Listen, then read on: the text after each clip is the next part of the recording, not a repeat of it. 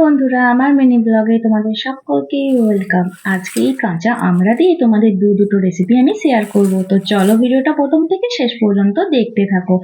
প্রথমেই আমড়াগুলো ভালোভাবে ধুয়ে তার মধ্যে দেখো আমি একটা আমড়া চারকুচো করে নিয়েছি আর একটু খোলা খোলা রেখেছি। তোমরা খোলা শুদ্ধও করতে পারো, আবার খোলা ছাড়িয়েও করতে পারো।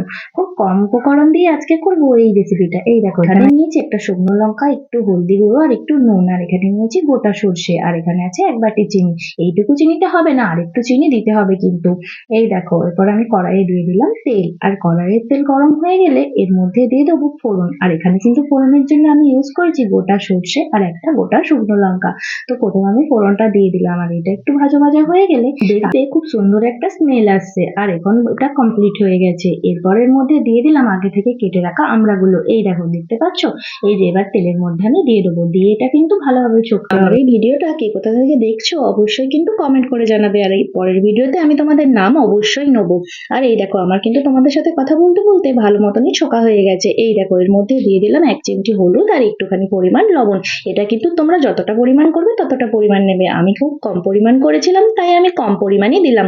এই দেখো, আমার কিন্তু ছোকা পুরোপুরি ডান। এই অবস্থায় দিয়ে দেবো একটু জল। এখানে গরম জলও দিতে পারো বা ঠান্ডা জলও দিতে পারো, কোনো অসুবিধে নেই। এরপর ঢাকা দিয়ে হতে দেবো 2 মিনিট। অলরেডি চকতে চকতে কিন্তু চাটনি রেডি হয়ে গিয়েছিল।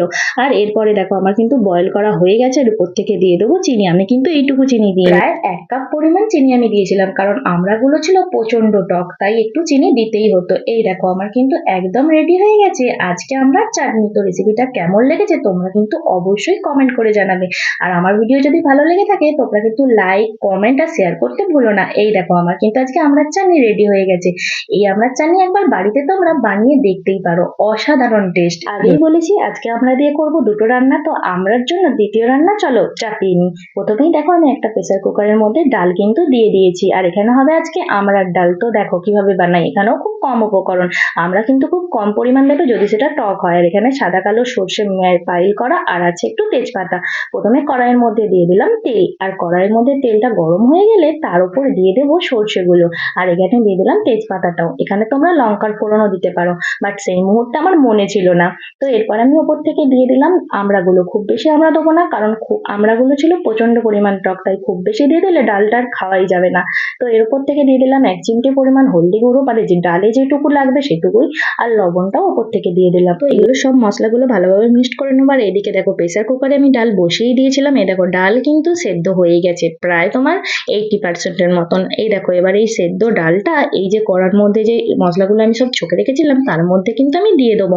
আর তোমাদেরকে একটা কথা বলে দিই, আমি এখানে কম পরিমাণ করছি বলে কম পরিমাণ করে সব দিচ্ছি। তোমরা যদি এর থেকে বেশি করো সবকিছুই কিন্তু বেশি বেশি পরিমাণ দেবে, তাই পরিমাণটা আমি তোমাদেরকে বলে দিলাম না। আর সবসময় চেষ্টা করবে, আমরা যদি খুব টক হয় অনেকগুলো দেওয়ার প্রয়োজন নেই, কম কম পরিমাণ দিলেই হবে।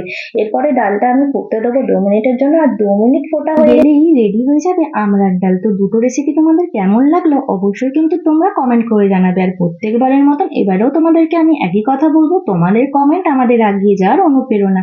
তাই যারা ভিডিওগুলো পুরোপুরি দেখছো তারা অবশ্যই কিন্তু একটা করে কমেন্ট করে দিয়ে যেও।